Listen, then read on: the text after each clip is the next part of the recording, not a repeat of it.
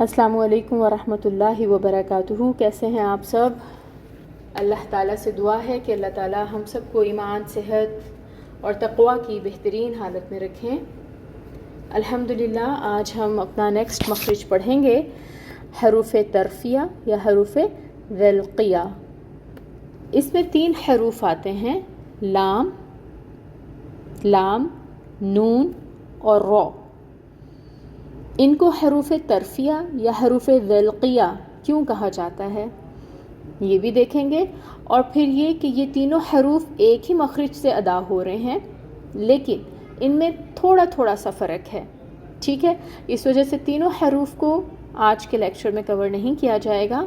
आज आपको सिर्फ लाम के बारे में बताया जाएगा, नून और रॉ के बारे में हम आने वाले दिनों में पढ़ेंगे इंशाअल्लाह ताला। तो लाम का मखरज जानने से पहले हम ये देखते हैं कि हरूफ तरफिया क्यों कहते हैं इन्हें। क्योंकि ये तरफुल लिसान से अदा होते हैं। तीनों हरूफ लाम, नून, रॉ, ये तीनों हरूफ तरफिया हैं। क्यों? क्योंकि ये तरफुल लिसान से अदा होते हैं और इसी निस्बत से इसीलिए इन्हें हरूफ तरफिया कहते हैं।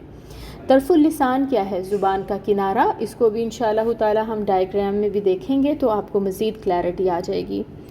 फिर है हरूफ वल्क़िया क्यों कहते हैं? क्योंकि ये वल्क़ से अदा होते हैं और वल्क़ अरबी ज़ुबान में ज़ुबान की नोक को कहते हैं। इसी निस्बत से इन्हें हरूफ वल्क़िया भी कहा जाता है, क्योंकि इनमें ज़ुबान की नोक इस्तेमाल हो रही है। अब हम आज के दिन में लाम का मखरज पढ़ेंगे।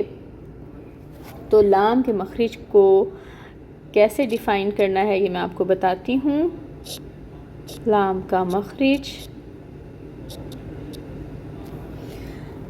तरफुल लिसान जब दुआहिक से लेकर फ़नाया तक के मुकाबिल मसूड़ों से लगे तो क्या अदा होता है?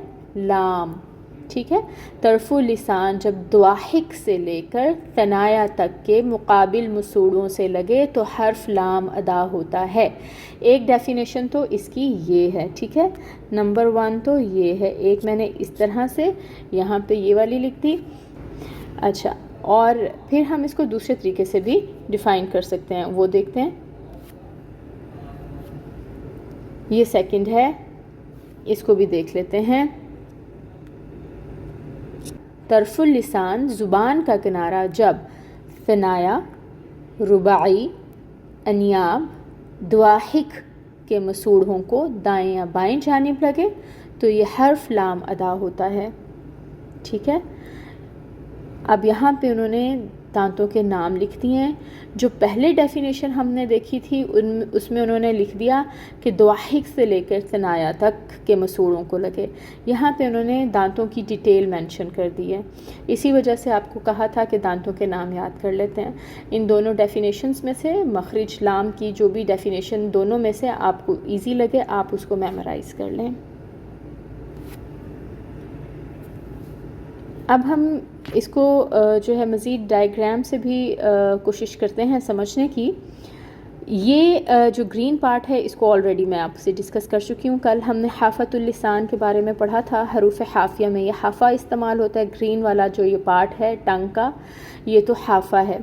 अच्छा, अब ये जो येलो पार्ट है ये तरफुल लिसान है। अब इस तरफुल लिसान में जो ये वाली बिल्कुल टिप है ना, ये रासुल लिसान है, रासुल लिसान है। अच्छा, और यहाँ से लेके यहाँ तक और ये अतराफ़ हैं ज़ुबान की, तो इनको कहते हैं तरफुल लिसान। तो ये जो अतराफ़ है ना, येलो पार्ट, ये अतराफ़ यूज़ हो रही होती हैं इस मखरज में लाम के। तो अब हम देखते हैं कि जो दांतों की डिटेल दी थी वो किस तरह से है।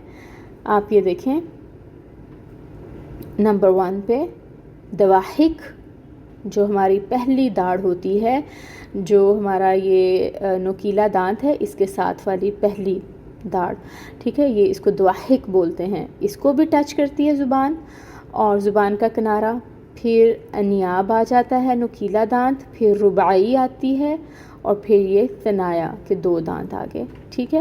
اب ہماری زبان 1 سے لے کے 5 تک ان دانتوں کو، جڑوں کو یعنی ان کے مسوڑوں کو ٹچ کر رہی ہوتی ہے، تو پھر حرف لام ادا ہوتا ہے. امید کرتی ہوں دانتوں کے ناموں کی ڈیٹیل کے ساتھ آپ کو مزید کلیئر ہوا ہوگا انشاءاللہ تعالی. یہاں پہ دیکھیں حرف لام کو ہم ڈیفائن کر رہے ہیں، اور یہاں پر یہ دیکھیں یہ اوپر والا حصہ ہے نا، کیونکہ لام ہم ثنایا سے ادا کرتے ہیں، زبان اوپر جا کے لگتی ہے. تو یہ کیا ہے؟ یہ ضاحک ہے، پھر یہ انیاب ہے، یہ رباعی ہے، اور پھر یہ دونوں دانت ثنایا کے ہیں. ٹھیک ہے. اسی طریقے سے جب ہم یہاں پہ جائیں گے تو یہ رباعی آئے گا، ٹھیک ہے، یہ ثنایا آئے گا، اور یہ ضاحک آئے گا. یہ ہم نے اندر سے بھی، منہ کے اندر سے بھی دیکھ لیا. یہاں اس ڈائیگرام میں ہم نے دانتوں کے باہر سے دیکھا، یہاں پہ ہم نے اندر سے دیکھا، یہاں پہ ہماری ان مسوڑوں کو ٹچ کرتی ہے زبان تو حرف لام ادا ہوتا ہے. امید کرتی ہوں انشاءاللہ تعالی آپ کو مخرج اچھے سے سمجھ آیا ہوگا. لام کی مثالیں: لا، لی، لو، ال، ال، ال، الحمدللہ، الذین. اچھا، اب آپ نے کیا کرنا ہے، جب آپ یہ لام کی مثالیں پڑھ رہے ہیں، پریکٹس کر رہے ہیں، تو آپ نے غور کرنا ہے اور دھیان دینا ہے کہ آپ کی زبان کہاں پہ ٹچ کر رہی ہے. تو جب آپ کو یہ پتہ چل جائے گا تو انشاءاللہ تعالیٰ پھر آپ کو یہ مخرج بھولے گا نہیں، کیونکہ آپ نے پریکٹیکلی کر کے دیکھ لیا کہ آپ کی زبان آپ کے کون کون سے دانتوں کی مسوڑوں کو ٹچ کر رہی ہے. اللہ تعالیٰ آپ کے لیے بہت ساری آسانیاں کریں. اس کے ساتھ ہی لیکچر اینڈ ہوتا ہے. سبحانک اللہم و بحمدک، اشہد ان لا الہ الا انت، استغفرک و اتوب الیک. السلام علیکم ورحمۃ اللہ وبرکاتہ.